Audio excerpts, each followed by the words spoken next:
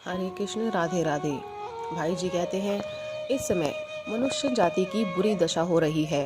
पार्थिव प्रलोभनों की अधिकता से अभाव और अशांति की आग धधक उठी है। इसी जड़ भोग विलास की प्रबलता से धार्मिक जगत में भी अंदर ही अंदर बड़ा अनर्थ होने लगा है। धर्म के नाम पर आज जगत में जिस दानवी लीला का जो तांडव नृत्य हो रहा है, उसे देखकर कलेजा कांप उठता है। परमात्मा पर विश्वास रखकर संसार में लोक हितार्थ अपना कर्तव्य कर्म करने वालों की संख्या कम हो रही है। परस्पर एक दूसरे का सर्व स्वांत करने के लिए जातियां और राष्ट्र अपना अपना दृढ़ संगठन कर रहे हैं, तथा भी अपने सुसंगठित साधनों द्वारा दूसरों की स्वाभाविक उन्नति के मार्ग में रोड़े अटकाकर उन्हें गिराने और पद दलित करने की घृणित चेष्टा कर रहे हैं। दंभपूर्ण आसुरी संपत्ति का विकास हो चला है।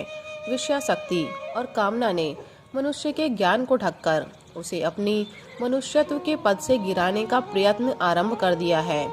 सभ्यता की बाह्य सुंदरता से दंभ, व्यभिचार, मिथ्या अभिमान और हिंसा प्रतिहिंसा आदि दुर्गुण उत्पन्न और क्रमशः उन्नत होकर जगत की मनुष्य जाति को आध्यात्मिक आत्महत्या करने के लिए प्रोत्साहित कर रहे हैं।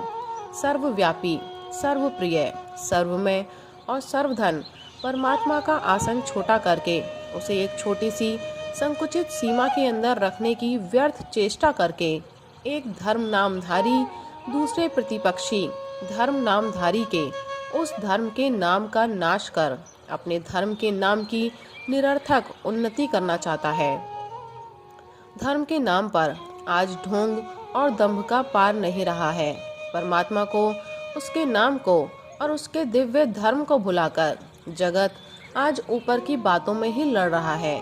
इसलिए ना तो आज धर्म की उन्नति होती है और ना कोई सुख का साधन ही दिखता है। लोग समझते हैं कि ईश्वर केवल उनके निर्देश किए हुए स्थान और नियमों में ही आबद्ध है, अन्य सब जगह तो उसका अभाव ही है। ऐसी स्थिति में मनुष्य जाति के कल्याण के लिए कुछ ऐसी बातें होनी चाहिए जिन पर अमल करने से सबका कल्याण हो सकता हो। इसी उद्देश्य की पूर्ति के लिए निम्नलिखित 7 बातें निवेदन के रूप में सब लोगों के सम्मुख रखी जाती हैं। इनका पालन ईश्वरवादी मात्र कर सकते हैं और ये जोर के साथ कहा जा सकता है कि इनका पालन करने से उनका परम कल्याण होने में कोई संदेह नहीं है। 1. ईश्वर के नाम का जप, स्मरण और कीर्तन करना चाहिए। 2. ईश्वर के नाम का सहारा लेकर पाप नहीं करना चाहिए। जो लोग ईश्वर के नाम की ओट में पाप करते हैं, वे बड़ा अपराध करते हैं। 3.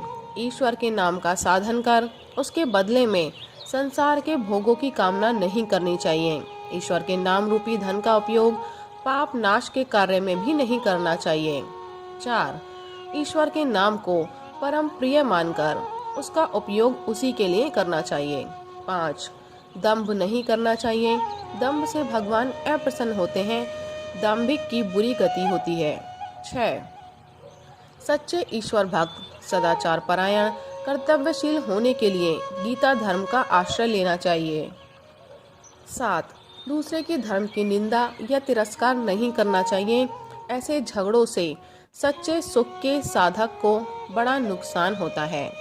अब इन 7 बातों का अलग अलग विवेचन किया जाता है। 1. जगत के ईश्वरी ईश्वर के नाम को मानते हैं।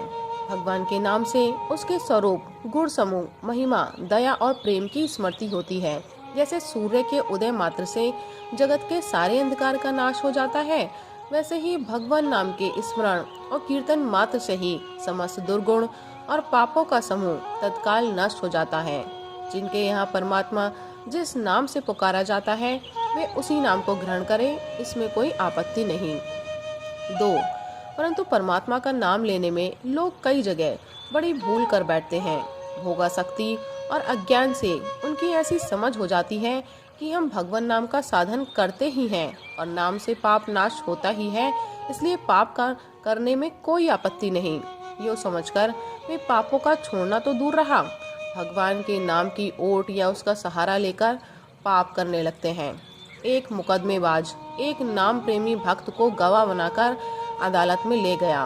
उसने कहा, देखो, मैं जो कुछ तुमसे कहूँ, न्यायाधीश के पूछने पर वही बात कह देना।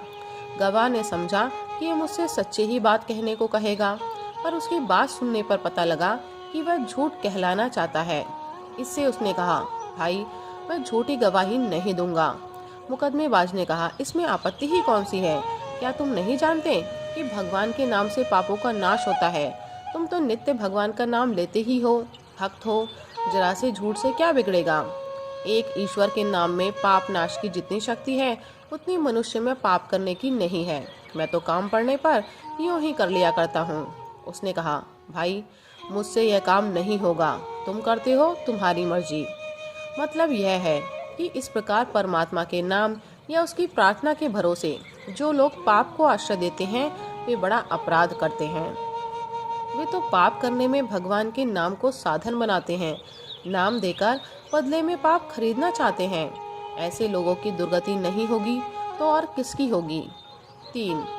कुछ लोग जो संसार के पदार्थों की कामना वाले हैं, वे भी बड़ी भूल करते हैं।